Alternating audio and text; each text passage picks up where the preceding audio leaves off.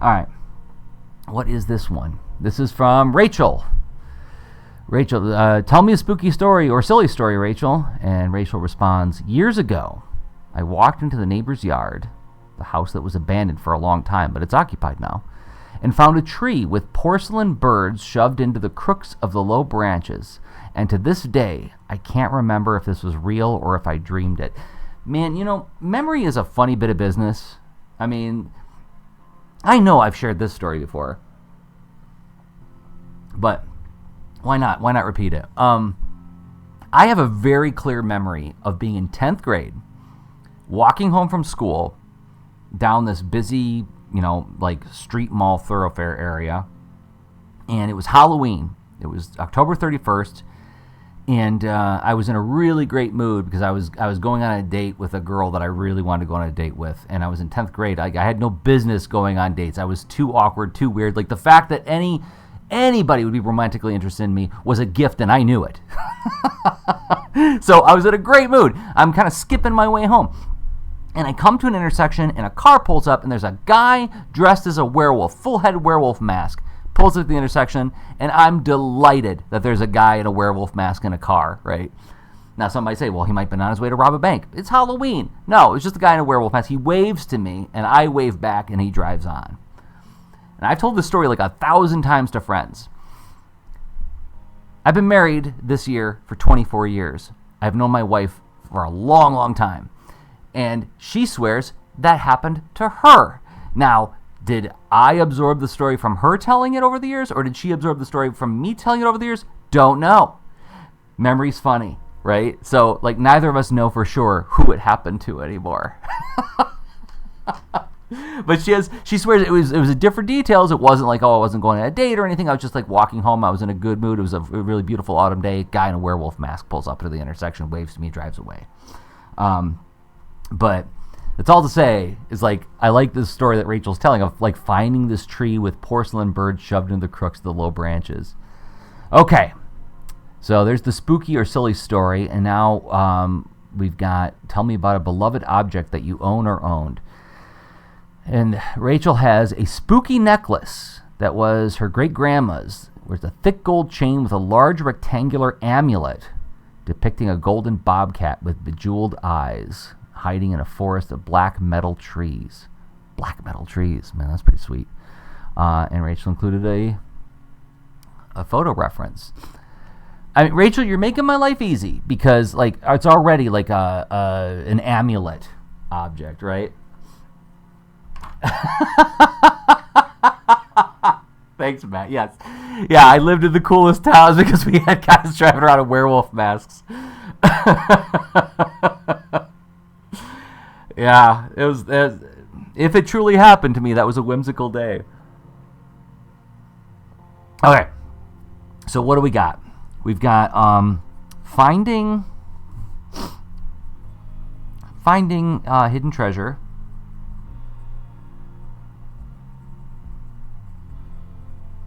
In a tree. Okay. And we've got a Bobcat amulet with trees.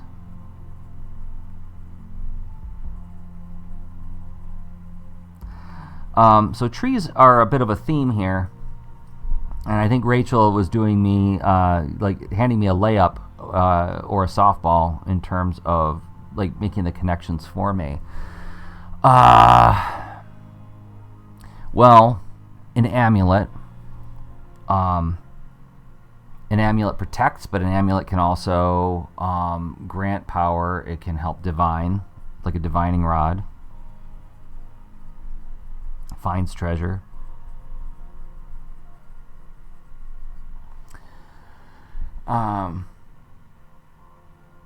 An amulet finds treasure. It divines.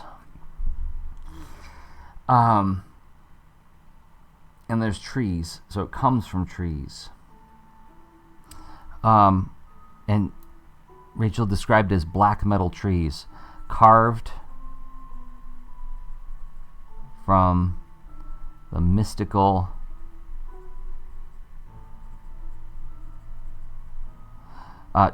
Mystical trees of black metal wood. I already want to go there.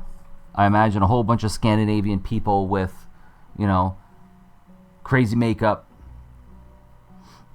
and spikes all over them, hanging out in black metal wood. And that is not a real location in Dr. Bear, but it is now. Okay, so finding hidden treasures in a tree, Bobcat amulet, black Bobcat, or the Bobcat of the black metal trees. All right. Okay, so let's draw the amulet first. I think I've got the beginnings of a story here. And I'm going to try to ape the amulet that Rachel sent me a photo of.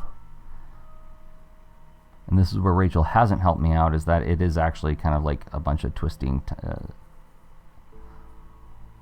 So I'm going to do my own cartoony version.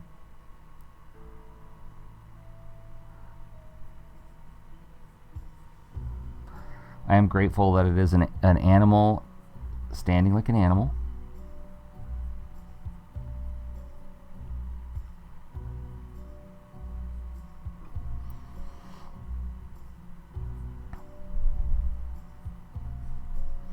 It's a really cool necklace, actually.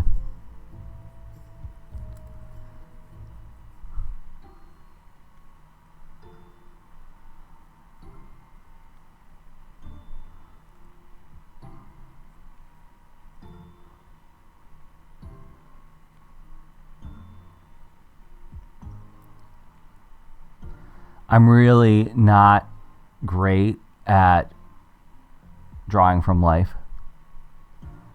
I'm not bad at drawing from imagination, but drawing from life is one of those areas where it's like when my wife Ann and I go out and draw together, and she draws, she can like draw what she sees, and she creates these really beautiful images, and then I look like I'm still in 5th grade with what I put together.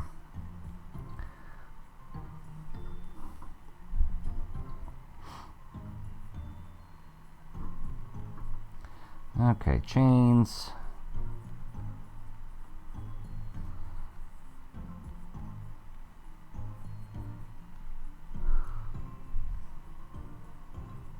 Bobcats have pointier ears.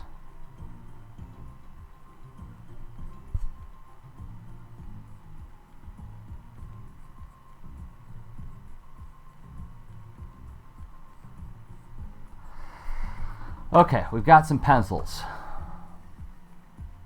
Got something. Let's ink it and halftone it.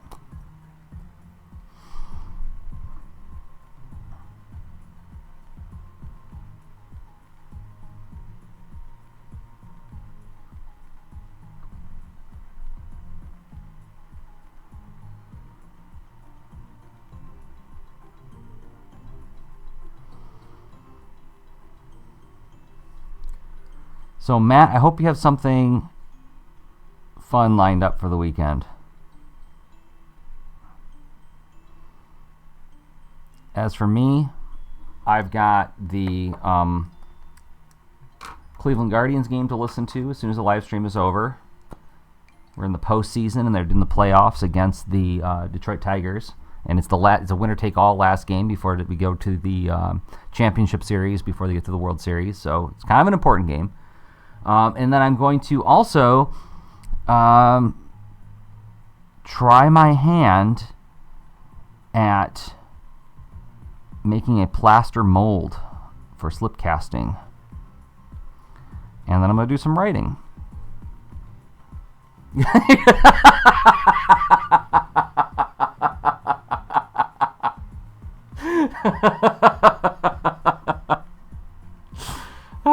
That's good. Gonna drive around in a werewolf mask. And create some more illusory memories.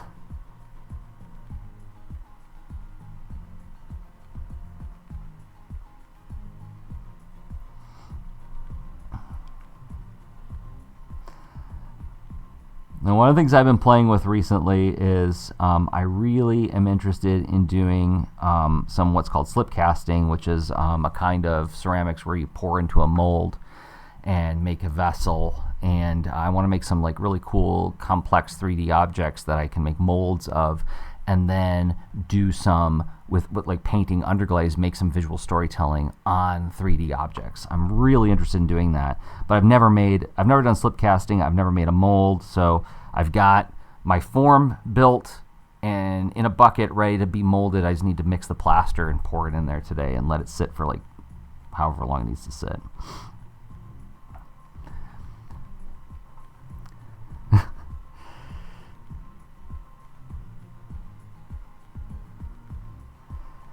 I got to figure out what I want to be for Halloween this year, because I'm actually going to be in school teaching a class on Halloween, and I think it's actually going to be encouraged that I go in a costume.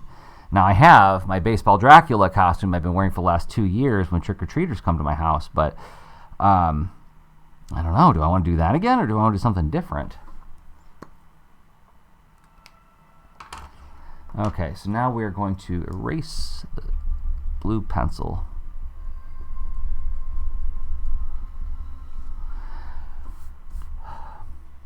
Oh man, oh man.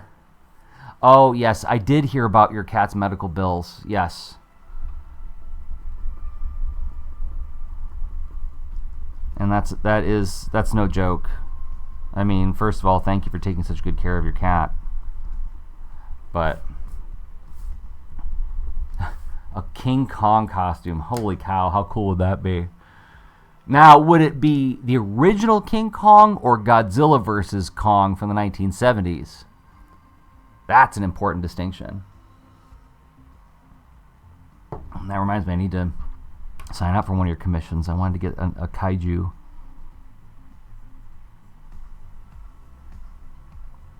So yes, folks, you can go to Modern Kong with his big glowing axe. Oh, yeah. That wasn't bad. I did enjoy it. Matt, if you could post a link in the chat to where your commissions are. I think it's mattnelsonart.com. Is that right? For those who are watching this after the fact, or even watching now and just not commenting, Matt does some really awesome drawings of kaijus. Highly recommended. mattsmonsters.com. mattsmonsters.com, everybody. And thank you for reminding me, because I wanted to sign up for one. I mean, I hate to be mid, as the kids say, but I think my favorite kaiju is still King Ghidorah. I mean,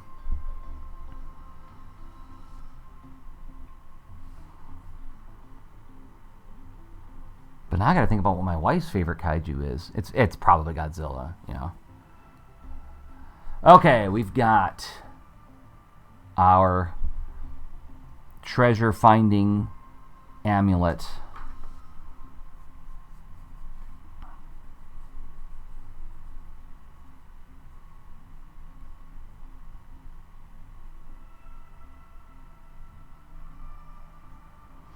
You know, I mean, I have 4 cats now.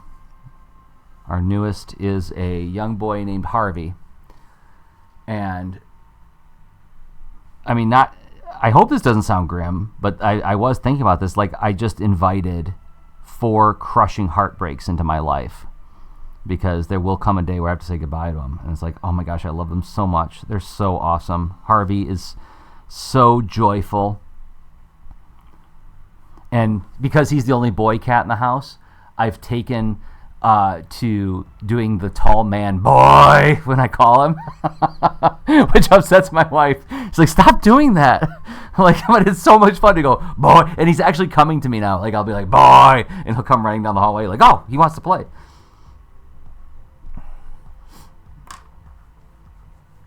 Oh, yeah.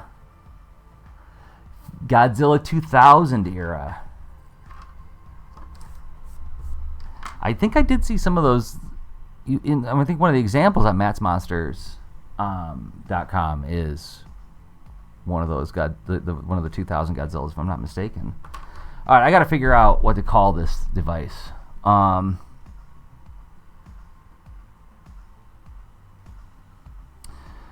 Bobcat of the Black Metal Wood.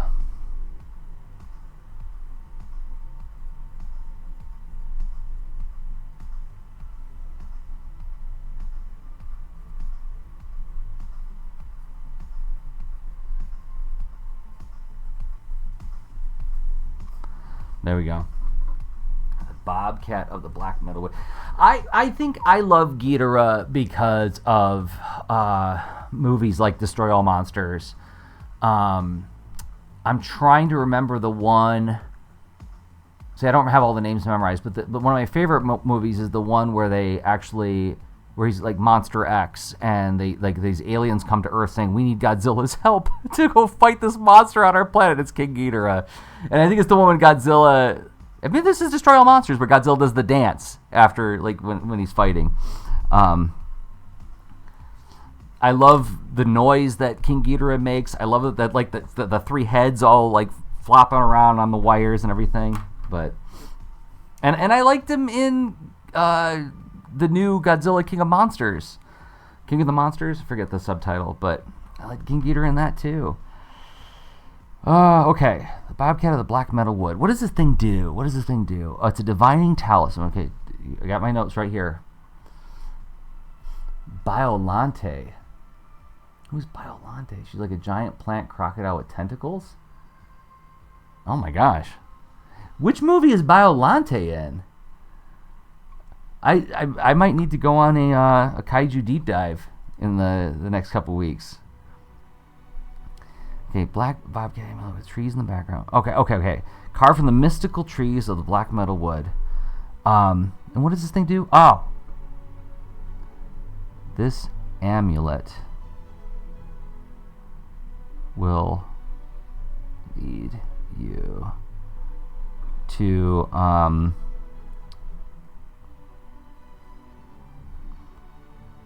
undiscovered treasures. Carved from I'm going to put my own philosophy into this. Carved from fallen branches in the mystical black metal woods. This amulet is imbued with divining. Oh my gosh. Spell divining properly, Drozd.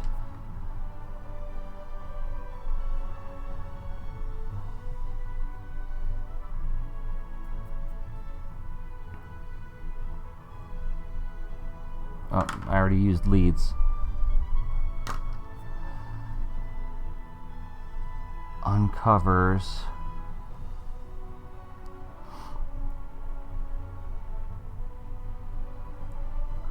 objects of delight.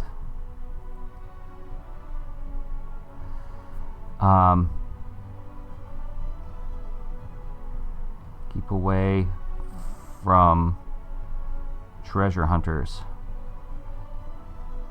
Oh, let's say treasure hunters. Okay, Godzilla versus Biolante. Okay, that's straightforward. I forgot. A lot of these kaiju movies are literally just like, Gamma versus Gigan or whatever, right? Okay, let's read the bio of the Bobcat of the Black Metal Wood. This amulet will lead you to undiscovered treasures. Carved from fallen branches in the mystical black metal woods, this amulet is imbued with a divining magic that uncovers objects of delight. Keep away from treasure hunters. There we go. That's 3. That's 3. Right there. We've got, let's go through the names.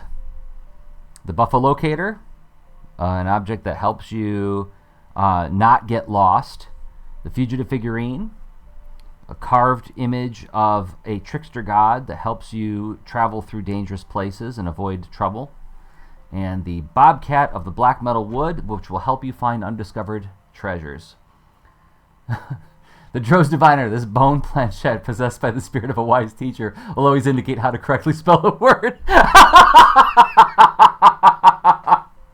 Oh, can I please purchase this object?